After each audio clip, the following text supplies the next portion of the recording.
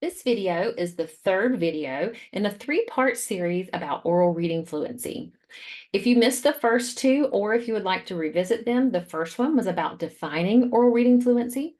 The second one was about assessing oral reading fluency. And this video is going to give you some ideas and reminders about instructional practices that target oral reading fluency. This video was created by faculty in the Literacy Education program at App State. And if you have any additional questions about these fluency videos, please reach out to Dr. Morgan Blanton. So part 3 focuses in on oral reading fluency instruction. As a reminder, this is the definition that we are using for fluency.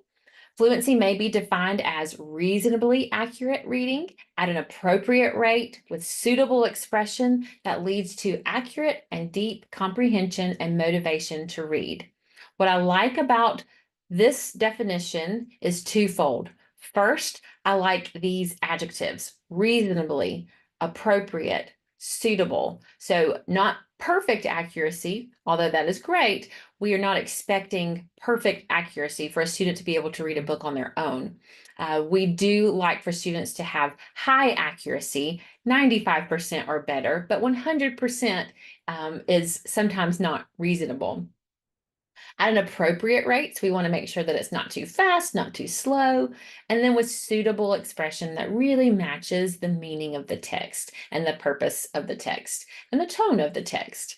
All of that being said, the purpose is not to read a book super quickly with the best expression and missing no words. The purpose of increasing your fluency is so that you can accurately understand and deeply understand what the text is telling us. And when you can do those things, often you're more motivated to read. So methods for improving oral reading fluency. There are several methods underneath each one of these bullets, one of which that you want to look at is wide reading and giving students the opportunity to select books that they would like to read and giving them ample time to independently silent read. Assisted reading is another kind of instructional strategy. And you see here on the right, there's teacher assisted, peer assisted, audio assisted. We're going to look at each one of these. Repeated oral reading, there's timed and untimed. There's phrase cued reading where you look at just certain parts of the text. And then, of course, partner reading. And then the one that brings it all together, which is my personal favorite, integrated fluency instruction, which integrates a lot of the strategies in the above list here into one protocol. So let's look at assisted reading first.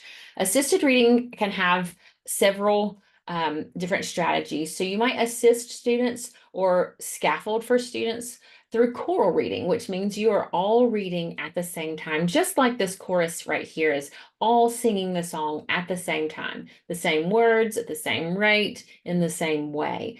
So choral reading is a great assisted reading strategy that really supports students as they are improving on their fluency at a given level. Then there's echo reading. It's exactly what it sounds like.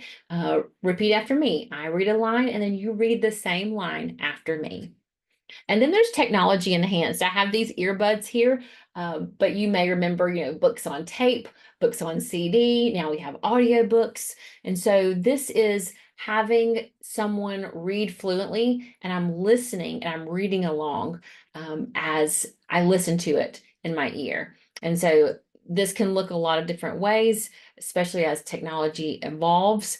But this is reading alongside someone else reading the same text, and they're supporting me in that way. Repeated oral reading. So you can have several strategies that help students with repeated oral reading. There's partner reading.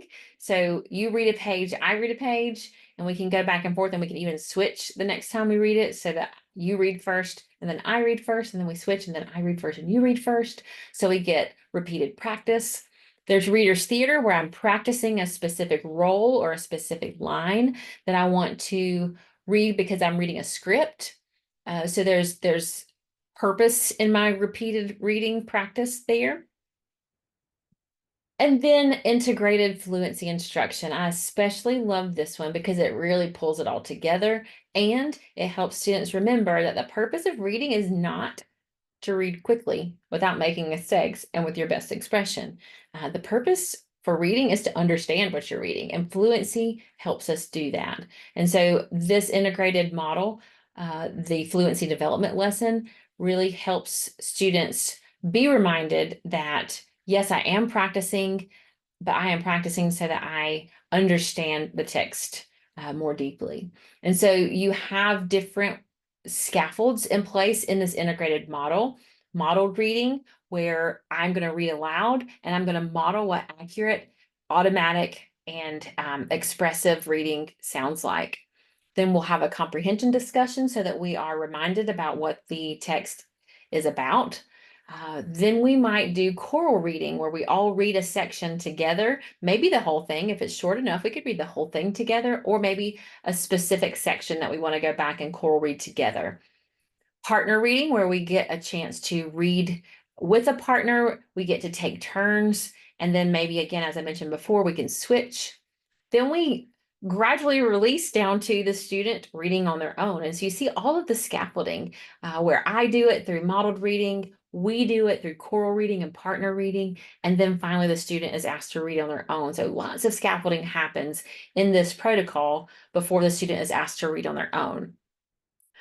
Once they are able to do that, then you dig into the words. You look at maybe some spelling patterns that the student might need to pay attention to, or this could also be a vocabulary study if decoding is not necessarily an issue for them, but vocabulary and understanding what words mean, or harder decoding that is really based on morphology. Maybe that's what you want to focus on here, depending on the student's needs. Then they take the text home and they practice. You maybe give them a goal to read it to 5 different people, or read it 5 different times, maybe to your pet, to your stuffed animal, to your adult in the house, to a friend on the bus. Give them a checklist of reading to different people and a number of times so they go home and have that repeated practice.